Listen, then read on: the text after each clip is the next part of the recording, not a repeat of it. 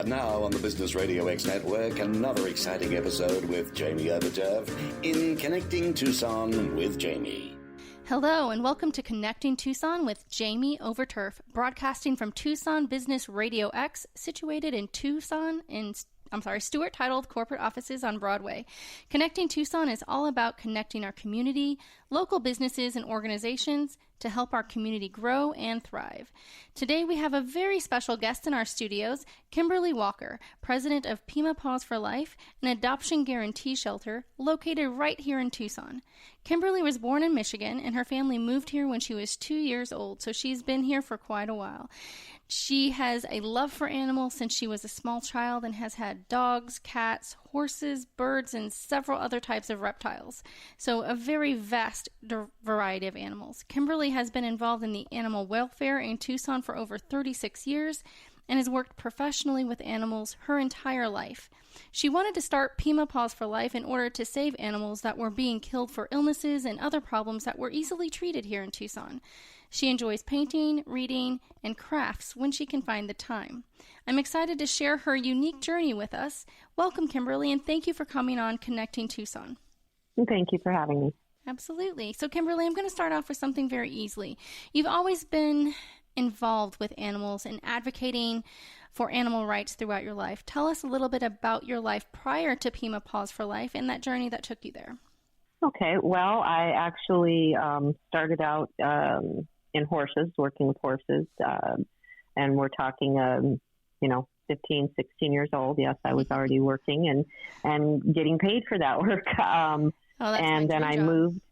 Yeah, well, yeah. It is a very physically demanding job. I could not do now what I did then. I can certainly tell you that. And I moved on from that.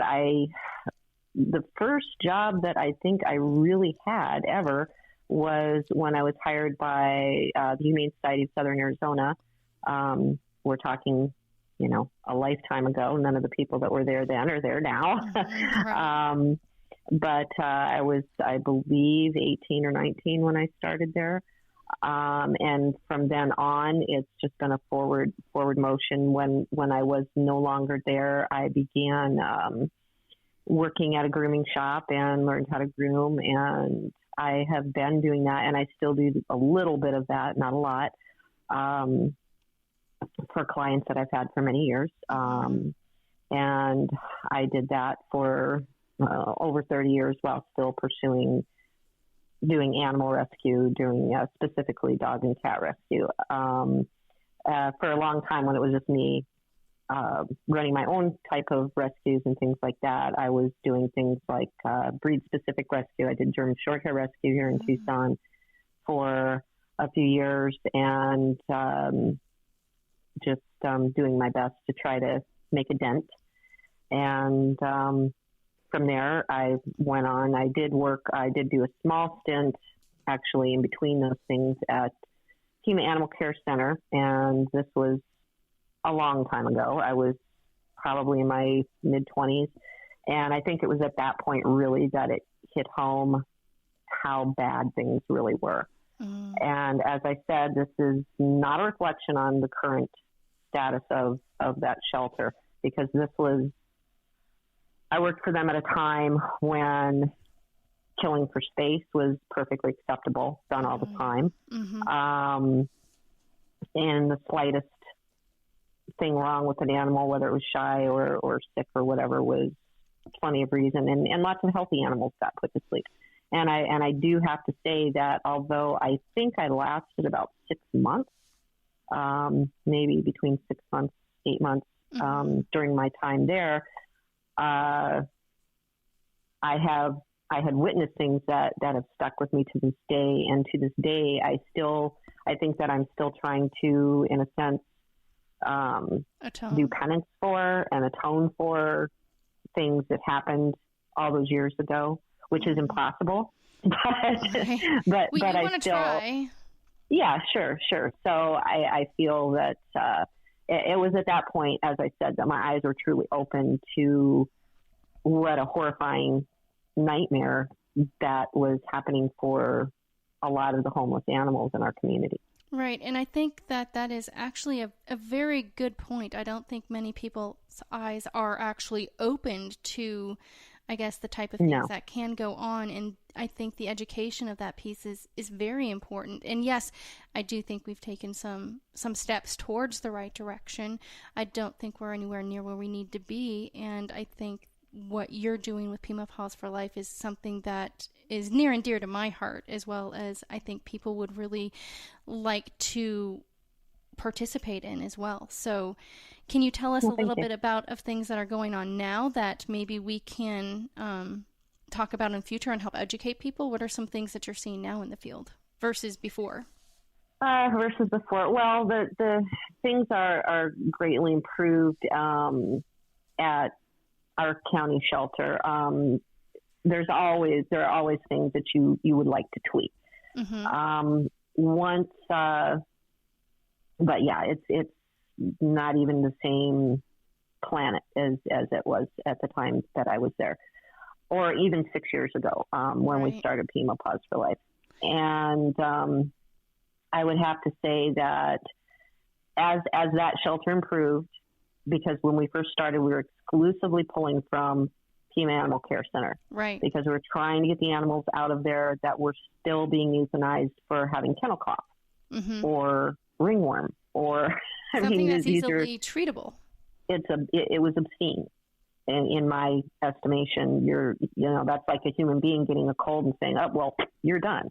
It's not. I'm not equating them with human life, but at the same time, I'm just trying to show people that this was the level, an upper respiratory infection. This isn't a life-threatening situation for them. But once they started to improve and their numbers were better as far as their outcomes, as far as their live release rates, and in other words, the animals that were getting out of there in one piece. Right. After about a year of pulling exclusively from them, we still continue to pull from them, but we have also taken animals from outlying shelters now that are very poor. Mm-hmm. They're in areas where they either have just a really, really bad shelter situation. They don't have money. They don't have anything to run it as well as they should. And I'm even talking about those county shelters, outlying counties, right? Where they have very, very poor facilities, and they have no money for treatment. They have no money for anything. So we've pulled some animals from them. We've also pulled quite a few animals in the past 2 years, I would say, from reservations, specifically the San Carlos Reservation. We pulled quite a few animals from the San Carlos Reservation. And the thing there is that that's an area near Globe that there is no pound, there is no nothing. And they have, I believe, if my memory serves, they have about a 75%, about a 75% unemployment rate there. Mm-hmm. So the people are not in a position to take care of their animals. Right. Or to help, even if they did have a shelter, to be able to help with treatments and everything, and food and costs that I'm sure are. Well, so we're seeing a lot of animals from there, but we also do take in quite a few animals from just people, just average citizens in Tucson who have found an animal that really needs our help. We occasionally get calls from veterinary clinics that maybe a Good Samaritan brought an animal in and it was hit by a car or something else, that they're not going to hold it. They're going to, if they can't find an owner, or if maybe it even was the owner that can't afford treatment.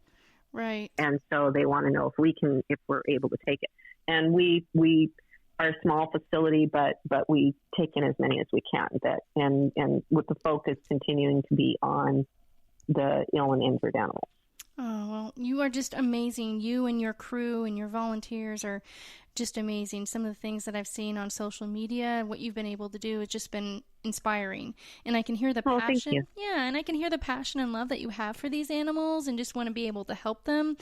And it was kind of like a natural step from you moving to the, PACC to your opening up your own Pima Paws for Life. So tell us about how that transitioned and who all helped form it, and how did Pima Paws for Life actually come about? Well, Pima Paws for Life started at the time. Dawn Rasnick, who is a friend of mine, she was the first person. She started No Kill Pima County here in Tucson. And then she brought myself and a few other interested parties in to help grow that organization. Today, it's a flourishing organization here in Tucson. They do great things. And before that even happened, I was working for animal boarding facility, and we had a large one, dog and cat boarding. And I was very, very close with the owners. And I said, you know, we have these 50 kennels over here, indoor, outdoor dog kennels and stuff that we only use during the holidays. You know, that's the only time we really use them. And the rest of the time they're just sitting. I wonder if we could find a way to get some sort of a deal with animal control so that we could bring the dogs and stuff over here that have upper respiratory infections and put them over here and until they're well so that they can be adopted. Well, at the time that was met with a flat no by the leadership of the time, that was not going to happen. And so I kind of let go of that a little bit. And then we did end up with the No Kill Pima County. And as No Kill Pima County was still very fledgling at the time, and my personal interest, although I think what they do is very important, I wanted to do something now to make an impact on those animals that were sitting at that were continuing to be euthanized. So approached leadership again. There was a leadership change, and there was a lot of pressure being put on them. And at that point in time, and Pima Paws for Life, we formed that. Myself and Dawn came onto that as well. And Tammy Barrick and, oh my gosh, Lori Gaetano, those were the first people. You know, it was the four of us at first who were trying to get this going. And amazingly, I put out a call, and, you know, we went ahead and got our 501c3 paperwork and that kind of thing. We got a deal with the county, which you have to jump through some hoops to get that done as well. But we did get that done. And we rented the kennel space, you know, which had a huge yard, plus a building, plus the kenneling and that kind of thing. And we rented that from my, at the time, employer. And I put out a call and I said, hey, we're going to start a new animal shelter right here. And this is what we're going to be doing, is pulling all these animals out of animal control that are sick. And I was honestly kind of surprised at how many people, you know, we had a few people show up to help us start clearing out weeds, because it was not a used area, you know, clearing out weeds and everything and painting the interior of the building. And it was really, I was really touched by that. And most of those people are still a part of us, you know, one way or another, whether they still do volunteer work or that kind of thing. So it's really been awesome. But that's basically where it started. Was I just really, really, and as well as my colleagues, wanted to just be able to go down there and get them out of there. Exactly. And get them the help that they needed. And so we contracted with them for a year. And we were paid, yes. It was, the deal was $17 a day per animal, no matter what the treatment costs were, no matter what happened. And at the end of 14 days of treatment, if the animal wasn't well enough to come back, then we had the option of returning it anyway or keeping it. Oh, you know, and it just being signed over time. No, it is not. So luckily we were a 501c3, so we were able to supplement with donations, that kind of thing. And we did take some healthy animals back to be adopted. We did have a really good relationship with the rescue coordinators that were there at the time, and said, if anything happens with this dog, and then we started on cats as well, call us, let us know. I will come back and get it. And we did have to do that a few times.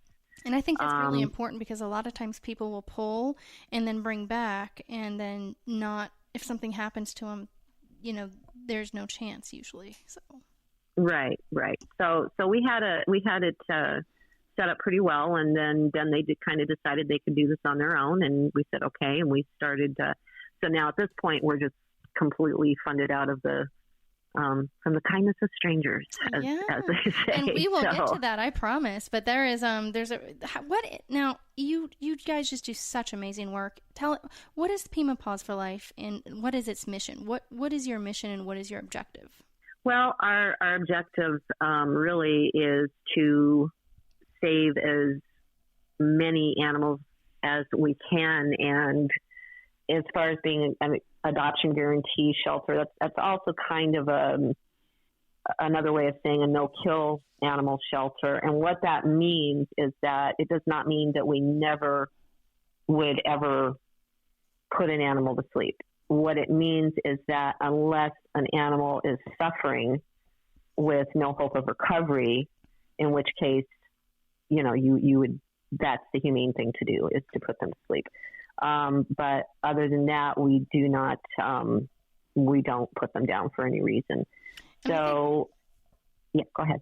I think that's a very valid point of differentiation, because I do hear a lot of different types of different shelters that are out there, from a no-kill to an animal guarantee shelter to a rescue group to other things. Can you tell us a little bit about the differences between the different types of shelters and rescue groups out there, and what like a no-kill shelter will do versus a rescue, or maybe just a community shelter? Like how does the inner workings work?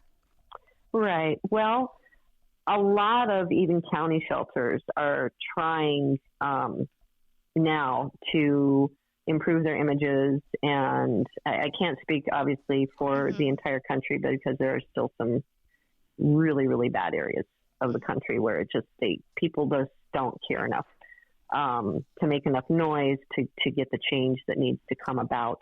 And No Kill Pima County, I will say, they were one of the groups that were just continuously poking the bear until finally we started to get some good changes happening. But a lot of the municipal shelters, they don't necessarily call, if they say that, the basis of saying that you're no kill, which is another way of saying adoption guarantee facility, is that you have a certain percentage of save rate, a certain rate of animals that live out of all the animals you have. Now, and my gosh, I'm going to say it's 92%, and I'm probably wrong. But I believe that's the number. I believe that's the number that they aim for. Got it. And in order to be able to say, well, hey, we've hit this save rate, which means that we can call ourselves a no-kill shelter. Okay, and what's your rate?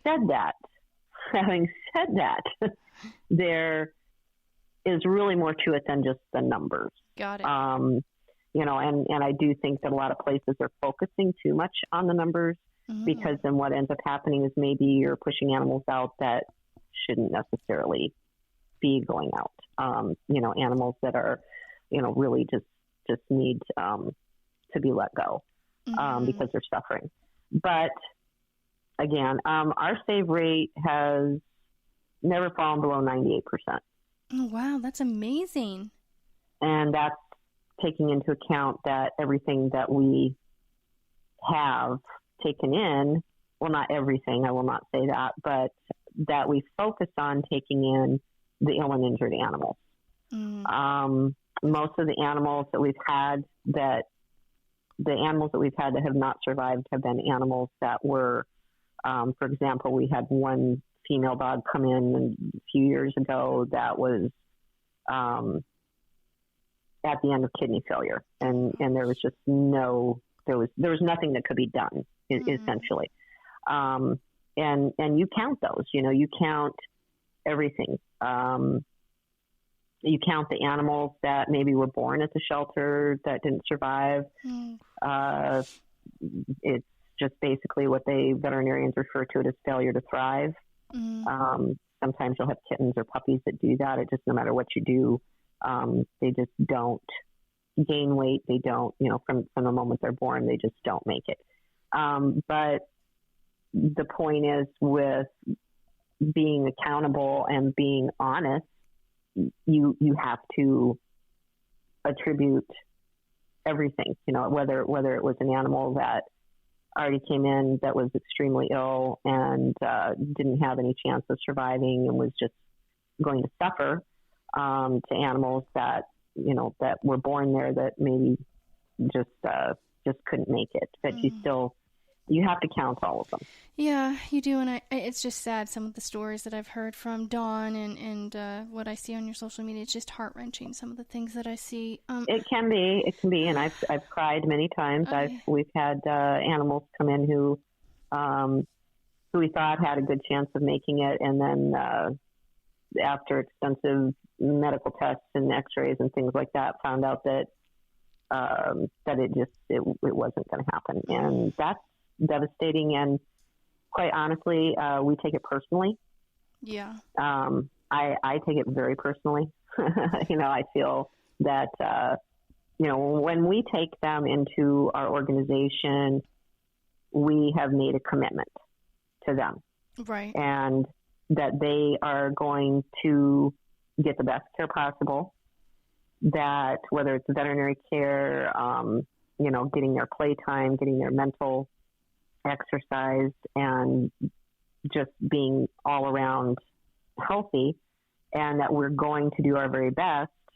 And once we're committed to doing that, that's where we're at. And I don't like to lose. And every time we I think that's lose what I an like animal, best about you. You don't like to lose. You will not give up. No, I don't. I don't like to lose. I get, there's some anger there, and people said, "Well, you get angry about this." And I said, "Leave me alone. My anger is what keeps me going sometimes." Sometimes that's all you've got. You've got to dig deep, and you just got to use that and move forward and see what you can do, because there might be something that you hadn't thought of before, and then it happens. So. Oh yeah, absolutely. It's just, you have to have some energy come up from somewhere that says, no, this isn't going to happen this way. This isn't going to be the end of the story. Exactly. So how does PPFL, Pima Paws for Life, differ from other shelters or rescues? Excuse me. We're different primarily in that we are small, which means we don't take in a lot. Mm-hmm. A big part of that is simply because a lot of the animals do require a lot of extra care, and part of that is just to restraints as far as physical building capacity and that kind of thing. And we do have a few fosters, but not many. Mm-hmm. But our primary, I would say that is our primary difference from other shelters, is that our focus is on the animals that have physical problems. We do take in animals that don't, but by and large, that is our focus. Do you have people that come and surrender animals directly to you, or do you find you're pulling more from shelters? No, we actually probably have more at this point in time coming directly from the public. People call us and say, "Can you take this?" Unfortunately, a lot of times we have to say no, mm-hmm. but we, if it's possible for us to say yes, we do. But again, a lot of them are, we try very hard to say yes and make room for the ones that are in trouble, that are physically in trouble, whether they've been hit by a car or they're extremely ill or they've been physically abused in some way, that they've got to get that help as soon as possible. They've got to get that medical help. Right. So now that we're talking about that type of medical help that you're talking about, you've mentioned, what type of services and programs do you offer? Well, at this point, because of the pandemic, because of COVID, yeah. We did have a lot of volunteering going on. Unfortunately, that's kind of almost come to a complete halt. We welcome volunteers of all ages. We have had a lot of children come and volunteer. we don't have a problem with that at all, as long as the parent stays with them. And we love the fact that there are kids that want to come and volunteer, because I think it's very important for them to get that sense of what it feels like to give of yourself and do something for the community, and how that feels, because that's your pay. You know, that's how you get paid, is by feeling good about what you've accomplished just for the sake of doing something nice for somebody else or someone else or something. And we do offer animals for adoption, of course. And so we do have, and again, though, at this point in time, we're having people call us and say, hey, I want to come in and look at this dog, so that we're not having a steady stream of people coming in and out, because that's problematic. Yeah, the pandemic is really, and obviously we do take animals in from the public, so that's definitely a service. Yeah, and I was just about to ask that, because you had mentioned that you rely heavily on donations and volunteerism from the community, and with the pandemic being worldwide, I'm sure many shelters, not just yourself, are feeling some of the cutbacks that people are making. How is this really affecting Pima Paws for Life from the services and programs that you're able to move forward with? Well, we're hurting. We're definitely starting to feel it at this stage of the game. The vast majority of our volunteers are more or less staying away just for their own safety. We do have a few volunteers that have been with us for years and years, who are still coming, but they're very careful. They don't even go inside the buildings. You know, they're just like, here's the dog bag, give me another one, and doing the masks and the hand sanitizer and everything, because we want to keep everybody safe. Right. And but at this point, we can't have just a bunch of new volunteers coming in, and we definitely can't have the kids coming in and things like that. And as far as donors go, we're primarily funded. Most of our money that we get are from people that are just average people with average bank accounts, who are giving us, $20 a month, $10 a month, $50 a month, that kind of thing. That's the vast majority of them. And at this point in time, a lot of them, because they'll be on an automatic payment every month. Right. So you have, going to ask, you have something like that maybe if you can't give, even $5 might help, correct? Like even. Oh yeah. Definitely. I mean, we have some people that are giving $5, but the problem is right now, even you've got a couple of problems. You've got the problem of people losing their jobs, and having to cut back. And so people who are able to give you even just the smaller amounts, which is fantastic because it all adds up, have paused their giving right now. So there's about 40 people that I last checked that have not canceled but paused their online giving. And then on top of that, we can't hold any fundraisers, not any in-person fundraisers, any plans that we had for basically the entire year to do anything in person to make people more aware of us and to raise funds is gone. It's gone because of this. Oh, that is so heartbreaking. And, well, I know people maybe not be able to give money, but is there other items that people can donate to maybe help? Food, blankets? What can the community do to help maybe lower some of those costs? We can always use the canned dog food. We normally tell people the ground kind, and we usually have, if they've got a Costco membership, that's great. They can go to Costco and get a case of their canned dog food for, $19, which is a fantastic price. It is. We do normally have enough dry food because we go through Cody's Friends, which is another great organization here in Tucson that specifically helps not just rescues, but your average person who needs food for their pet. And we buy it from them by the pallet. So we usually get big chunks at a time, and what we pay for that is freight. So there is some money there too, but not a lot. But things like, and we do have the cats. Can't forget about our poor kitties. I was going to say, you have cats too. Yes, we do have kitties. We've got kitties. Right now we have 17 kittens, little kittens, and we're slowly getting those ready to get out of there and hopefully get adopted out. They all came from feral mama cats. So they were very tiny when we pulled them, so that they weren't totally freaked out by human beings.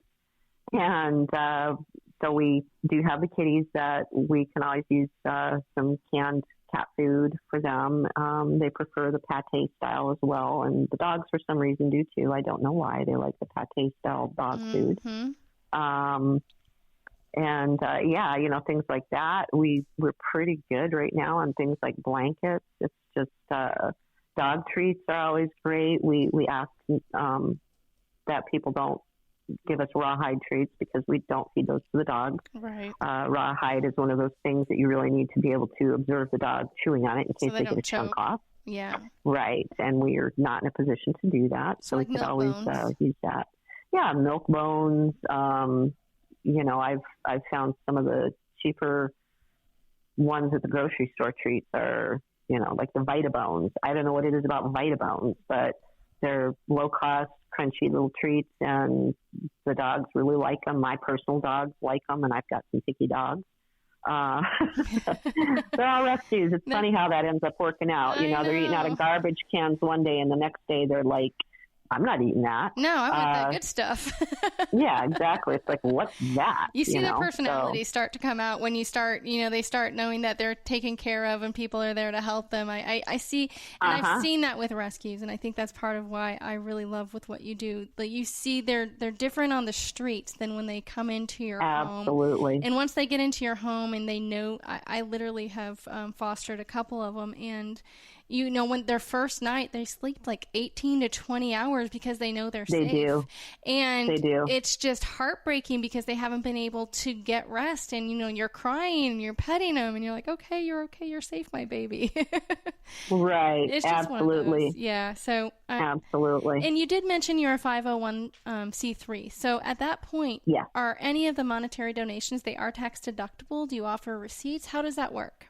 Yes, we do offer receipts, and we try very hard to keep track of everybody's stuff coming in so that we can send out a letter. And if people write checks, of course, their check is works as a receipt as well, besides the receipt that we give you. And you know, it's a tax deductible as far as the limits of whatever the IRS will, of course, allow you to deduct.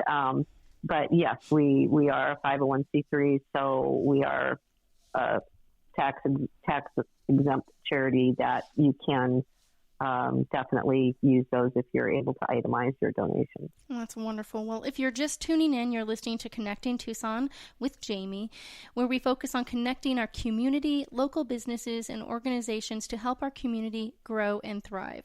As your local insurance professional for all of your insurance needs, business and personal lines, I know how important it is to make lasting connections right here in our Tucson community. You never know how a connection will create a spark or pull you in a unique direction. If you are a small business owner or involved in a community project and you would like to be featured on the show, please feel free to give me a call.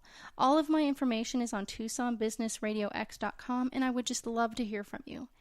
Today we're talking with Kimberley Walker, president of Pima, Paws for Life, an adoption guarantee shelter, which we also learned is another name for a no-kill shelter, located right here in Tucson, Arizona. And Kimberley, we've been talking about how people can help in our community and the rehabilitation processes for these unadoptable or difficult animals that our normal shelters like PACC might have a hard time finding. How does that rehabilitation process work for these types of animals? You talked about having a few fosters, but are they all done in-house? Do veterinarians come in? Do you have certain professionals come in to help rehabilitate maybe behavioral issues if they're not just medical? How does that look? Yeah, absolutely. We've got, first of all, let me back up. That was a few questions at once. Sorry. No, that's I went for fine. it all. That's Go fine. for it. You're going for it. Yeah. Well, yes, we do. The vast majority of the animals stay at our shelter. As I said before, we are small, so we're not overcrowded. We don't have so many that they're not getting the proper care. And I shouldn't even say proper care, but nobody gets shortchanged, I should say, on what's going on with them. A lot of them come in with problems that are not going to be a quick fix. So that process can take a while, whether it's a physical problem or a psychological problem. And for example, we just got in a dog that we've chosen to name Gabriel after the angel. Mm-hmm. And he is the sweetest dog ever. He came off of the San Carlos Reservation. The people said that he was already on his way to dying, so they were just going to let him do that. His previous owners. And so a wonderful woman named Julie, who lives on the reservation, works on the reservation, and does animal rescue up there. God love her. She sees a lot of things that I don't want to see. And she pulls animals, asks us, as well as several other groups, whether or not they've got room to take. And I said, yes, we will take him. He has severe mange, and he had some sort of an abscess that must have exploded on the top of a foot, which top of his front foot. So he had like a big hole in the top of his foot. So we're treating for that. He has tick fever, which all of these things are treatable. You know, all of these things are, you know, mange medication is nowadays you can give them oral flea and tick treatment like Simparica, which is what we did for him. And that will not only get rid of the ticks and fleas, but it also actually kills mange mites. So once he said that, you know, okay, we're working on those things. And we do have a veterinarian that comes in. She comes in when we need her to, is once a week usually is how much she comes in, unless we don't need her for a week. She's always available to us. I can call her or text her anytime that I need to, and that would be Dr. Farrell, who works out of the pet doctor clinic on Orange Grove and Oracle. And I can't say enough good things about her. She's been fantastic. She's quick. She's thorough. She really knows what she's doing, and does not have a problem with coming to our shelter to help us out with the animals. That's wonderful. And give us help in between. If I call and say, we have a kitten with upper respiratory, okay, how much does it weigh? And, you know, here, we'll do this. So she's been fantastic. And we do work with Rachel at Soul Dog when we have animals come in that have psychological issues that we just don't feel comfortable with dealing with. Okay. Rachel is phenomenal with dogs that are maybe dog aggressive, or we think they might be dog aggressive. So we'll send them to her for evaluations, that kind of thing. And she can let us know if this is something that, no, it's just from being locked up, or, you know, or the dog just doesn't like other males, or whatever the case may be. She's able to pinpoint. Exactly. But it's a much safer situation to have her do it with her personal pack of dogs, because they're trained. They know not to react. If a dog reacts towards them, they don't blow it out of proportion, which is what would probably happen if we did that at the shelter to try to test these things. Exactly. So she's great for that. And we also have had Nancy McDonald come in to do massage therapy on another reservation dog that we got, who, when he was found on the reservation, he was very thin, and he must have been hit in the head because he had some little damage to his eye, and he was basically walking in a circle. He was unable to walk a straight line. He had his head tilt, and he was walking in a circle. So the veterinarian thought that, he probably had some sort of head trauma. And Kobe, he actually just got adopted to some people who have just been wanting him. And, a wonderful home. He's never going to have to worry about being treated that way again. Again, he had tick fever coming off the reservation. We tend to just treat them for tick fever. We don't even do a test because it's a real problem. It's a common problem up there, yeah. Very common problem. I started talking about all of these different types of programs and services that you provide for these animals. On average, how much does it cost per animal to, provide them the services and the care and the medication and the food that you need per day? Oh, boy. Animal per day. Give a best animal estimate. Per day. If I were going to break it down, it can go anywhere from, it probably costs us anywhere from $25 a day up. And when I say up, it just, because we've had dogs that needed $5,000 surgeries. Right. Broken legs. For broken legs, hip repair. We have one dog right now who came from Mexico, and the repair that was done on his leg was not done properly. So now we need an orthopedic consult for him to see if we can fix it. And as I was saying before, once we've taken them in, and a lot of times when you're rescuing, you might have an idea of what the problems are, but you never really know 100% what you're dealing with. And sometimes you get surprises. But once you've made that commitment, you've made that commitment. Exactly. So you have to find a way to raise the money to meet and basically honor those promises. What you promised for the animal and the other. Yes, absolutely. And yeah, exactly. How many animals or dogs and cats can you bring onto the facility? I know you said you were small, but how many animals are we looking at right now? I think right now we have 20 cats, and I'm trying to mentally do a head count here of the dogs. I think there are. Yeah, I basically am. Yeah, because they all have a name with us. Exactly. We've got, let's see, 1, 2. I'm going to say 15 dogs right now, which doesn't sound like a lot, but they are, and I mean, compared to other shelters, right? But these are dogs that have either behavioral issues or they actually have medical issues that the other shelters just don't have time to do. Exactly. So, I mean, you're taking on the most risk is what I think.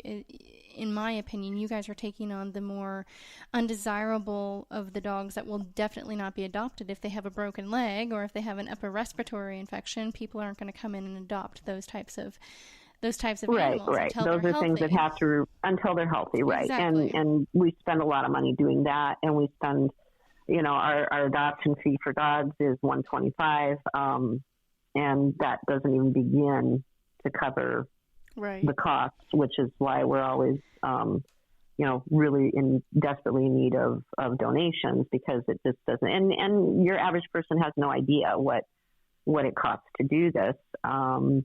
Plus, when you have a facility, of course, you have it like you've got the building, business radio. You've got your building, you've got your electric, you've got your water, you have your staff, you have, and those are just your normal bills that you're always going to have. And I do like doing it this way in the sense that at any given moment, we can know exactly what's going on with every single animal. And foster-based groups are great too. But we're all serving kind of a different purpose. Niche. We all have our different niche. Yes, exactly. Definitely. Well, I have to say, I know that what you do is a labor of love, and it can have so many different emotions throughout the day. Has there been a specific rescue or rehabilitation that has stuck with you over the years? Boy, there's been a few. A couple that didn't turn out the way that we had wanted. Mm-hmm. Those always tend to stick with you, unfortunately. Right. What about a happy even one? More so. A happy one would be Rocky. Rocky. Rocky. I think I remember Rocky. Do you remember Rocky? I do. He was orange and white once he got his hair back. And he was also a reservation dog. And he came in just emaciated, covered with sores and scabs, very little hair. He had a lot of skin thickening because he had suffered with mange for so long. He was anemic because he had tick fever, long-term tick fever. He was kind of a mess. And just the before and after pictures of him, I still look at them and just stunning, the difference. And the photos show that, but the photos show a little bit as well of his internal transformation, because when he came in, he was just curled up in a ball, shy, and scared, very defeated. Defeated is the only way I can really say it. Some of these animals, they come in and they're like, why don't you just let me die? Because they're so miserable and they just don't have any hope that life is ever going to be any better. And they're suffering. And once you get them to the point where they're feeling a little better, they're like, oh, well, I have fresh food multiple times a day and this is good stuff. And oh, somebody brought me some boiled chicken, and, and they're getting the medication. And that's when you see their personality come out to say, no, I no longer want the garbage. I want that boiled chicken. Yeah. Okay. So maybe we have a little bit to do with that, with the way we take care of them, because they come in and they're sick and they're like, oh, you need some boiled chicken. There you go. So some chicken breast, boneless, skinless chicken breast.